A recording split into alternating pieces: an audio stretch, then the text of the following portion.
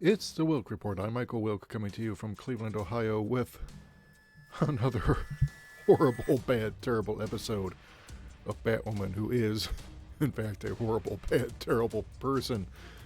I swear, I don't know what the hell the problem is here, but let's go ahead and go to the slideshow. So, we open with a dream sequence had by Beth slash Alice about being in some kind of barn or something, and she's discovering something that probably scars her for life and leads to her being nuts. So she wakes up and, yeah, so we're talking some major league shit show going on here.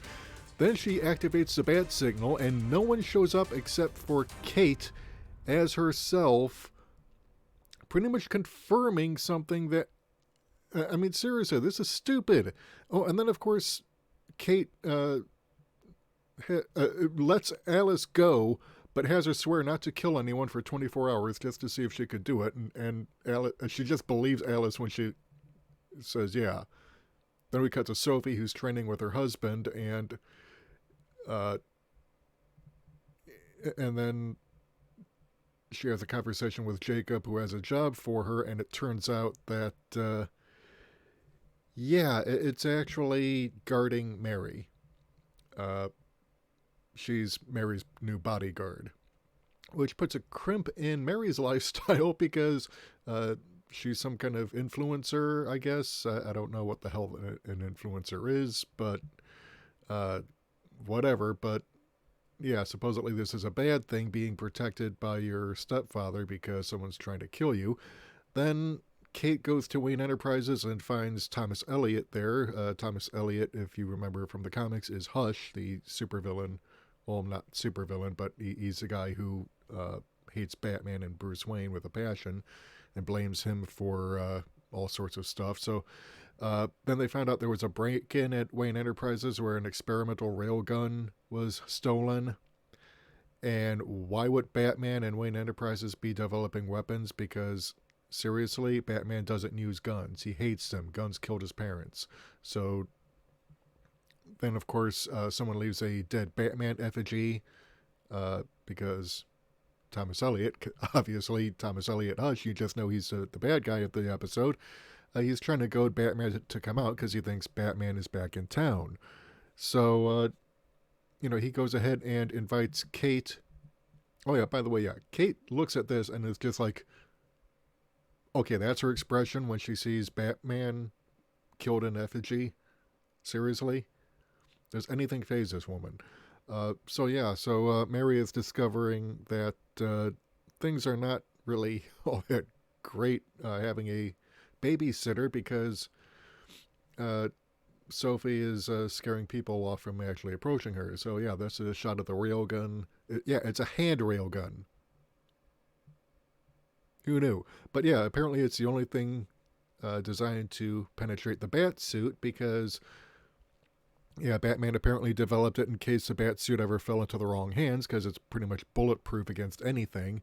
I would beg to differ, but, because it's made out of Kevlar, but, Kevlar is not indestructible. So anyway, yeah, that's, Alice is getting ready to go to the Thomas Elliot party that he also invited Kate to and invited Bruce Wayne to because he knows Bruce is Batman.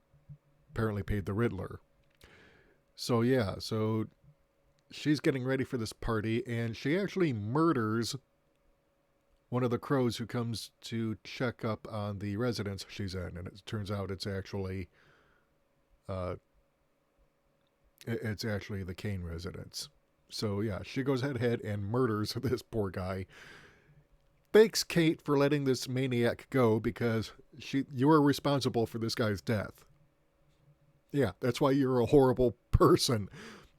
So yeah, Kate goes to attend the function, gets into an elevator with Mary and Sophie, and yeah, they have a moment of extreme awkwardness because we'll find out the reason for this in a bit. But yeah, so Kate starts flirting with this bartender. Actually, the bartender is flirting with her. Her name's Reagan, and we're going to see more of her in the next episode. But yeah, Reagan somehow figures out that Sophie is, because her husband shows up here, and it turns out that Sophie didn't actually tell her husband about Kate. Didn't even tell her that she knew her. And she's a boss's daughter, so yeah, kind of weird. But Reagan is actually able to figure out everything because she's a bartender, I guess. I don't know. So then Thomas Elliot pretty much has this conversation with Kate, who says, "Oh yeah, there was a GPS tracking device, basically to try and lure him out, goad him into making a mistake." So Allison again then goes ahead after killing the crow, calls up Jacob, who and she tells him that she's actually in the Kane penthouse.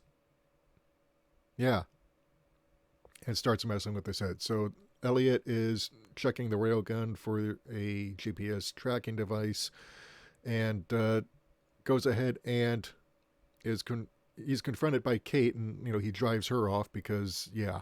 So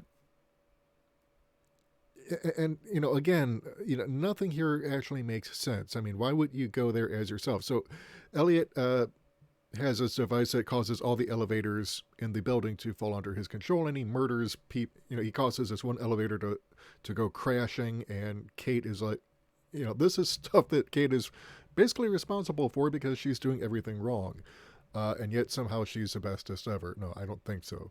So Sophie, Mary, and hubby, I forget his name, are trapped in the elevator. He's actually asking questions, how come I don't know about you knowing the boss's daughter? And Mary's like, yeah, okay, I can see this is not going to end well. Because, for all Sophie keeps claiming that she's moved on, I mean, we keep getting hints that she hasn't really. So anyway, Kate goes back to the Batcave. She actually has time to leave the premises, go back to the Batcave, and fix up the bat suit to go after Thomas Elliot. Meanwhile, Mary, who is actually a second-year med student, somehow correctly diagnoses a problem. And actually, Sophie is the smart one who actually points out, look, you're only a second-year med student. You can't possibly diagnose a problem that the trained professional paramedics overlooked, and yet somehow she does. So yeah, anyway, Kate wastes time repainting the bat suit and fitting it with a wig to make the bat suit actually be the Batwoman suit. And yeah, so then she goes to confront Thomas Elliot on the roof because he's been demanding for Batman to come out, Batman being Bruce Wayne. And so yeah, so it's all very stupid. And yeah, so then she shows herself, and yeah, so this is what she looks like. Batwoman with the red wig and stuff. So yeah, so she manages to defeat Thomas Elliot, manages to defeat him initially, but he triggers the elevator holding Kate's father and stepmother, Catherine. So that starts falling. She goes to rescue that, and Thomas Elliot is like, she's holding on for dear life because she's fallen, and she's clinging on, and he's trying to get her to fall and by crushing her hand with his shoe, and then Alice shows up and hits him over the head, and then gloats about having murdered someone because she couldn't really give up killing just for Kate. And Kate's like, she lets her go again. Seriously, Kate, you are a horrible fucking person. You are. You're letting someone you know is a psychotic murderer get away to commit more murder. Every death she commits because you keep letting her go is your fault. What is your major malfunction? Seriously. Who is writing this show?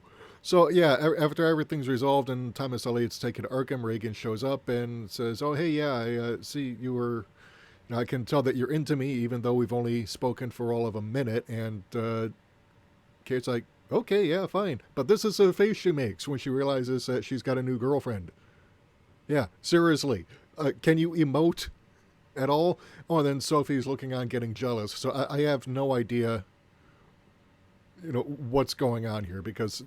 The writers just, they don't know how to write at all. And then Catherine urges her husband to do something about Alice because reasons.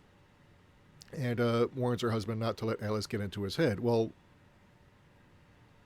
so yeah, you just know something is up, and also because she found like 3 playing cards that apparently mean something to her in front of her vanity mirror, and she is desperate to hide that. So, honestly, this show just keeps getting dumber and dumber, and shows just that how horrible. Oh, and Luke actually counseled Kate to go confront Thomas Elliot as Batwoman because, uh, Thomas Elliot wants Batman, uh, not anyone else. So, and then Kate's like kind of blaming herself for drawing Batman's old enemies out into the open because she put on the bat suit, and once they find out the Batman is back, they want to come after him again. So yeah, uh, but seriously, this show just keeps insulting my intelligence more and more every time I watch it. I really cannot fathom why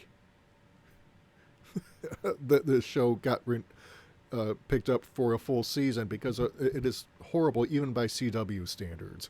Seriously, someone this inept and this selfish and this and portrayed by an actress who can't even be bothered to emote when she's on screen. I don't know if that's how she's been told to portray it, or if she just can't act. I haven't seen her in anything else. But it's like, 33 years old. I presume you've been in Hollywood long enough to at least have taken some acting lessons. But for crying out loud. So yeah, I mean, this is just. Oh, and of course, at the end of the episode, she went ahead and uh, let the police helicopters get like shine a spotlight on her, so she could actually let people know, hey, no, I'm not Batman, I'm Batwoman. So yeah, it's just really, oh my god. But yeah, the writing in this episode is all over the place. Things that happen in here and really shouldn't. They break suspension of disbelief because even though Mary is running an illegal free clinic in Gotham, she is still only a second-year med student. And no, I don't buy that. No, you just read ahead of your classes. No, I mean, because the paramedic who supposedly overlooked a problem with one of the injured people, he's got years of training. Okay, it's so unlikely that he would have missed something that a second-year med student could pick up. It's practically zero. And yet we're meant to believe that just because he's a man, he didn't take the time to do that. But even Sophie points out, look, Mary, you're just a second-year med student. There's no way you should be able to know this. So, and no, reading ahead, doesn't count as a plausible explanation. So, but yeah, it's clear that these people have no idea what they're doing. That they don't know anything about anything. Seriously, I mean, Stephen King and so many others say write what you know, but and yeah, writing what you don't know, does involve a certain amount of imagination, but it also involves a certain amount of research. Because yeah, you could stick to only writing what you know and be very limited, or you can actually learn what you don't know so that you can write about it believably and make it plausible. That way you're not insulting the intelligence of your audience. But, again, the writers on this show cannot be bothered to put in even that minimal effort.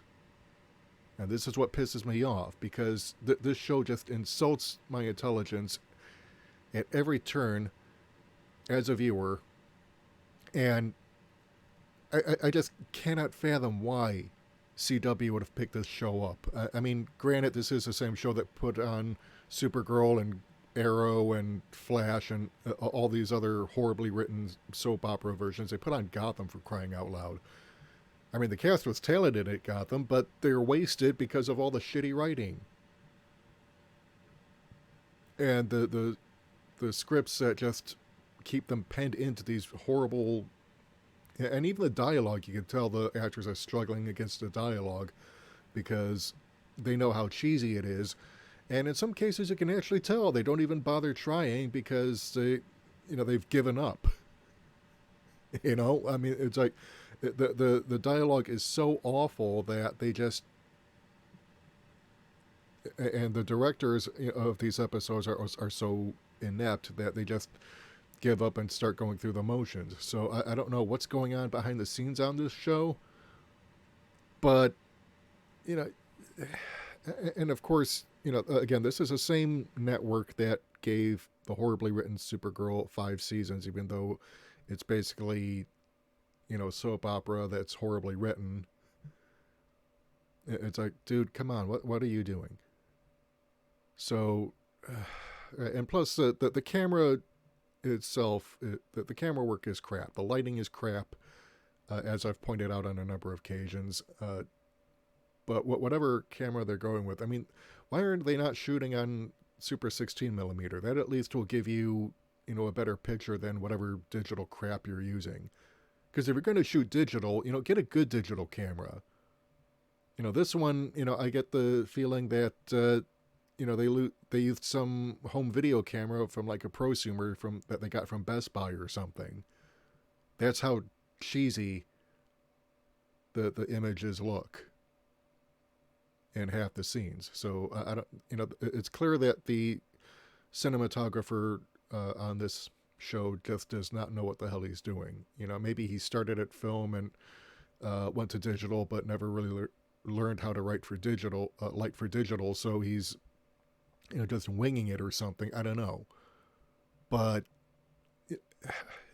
you really need to do better, people. Seriously. So I've got one more episode to watch before I write this thing off completely, because I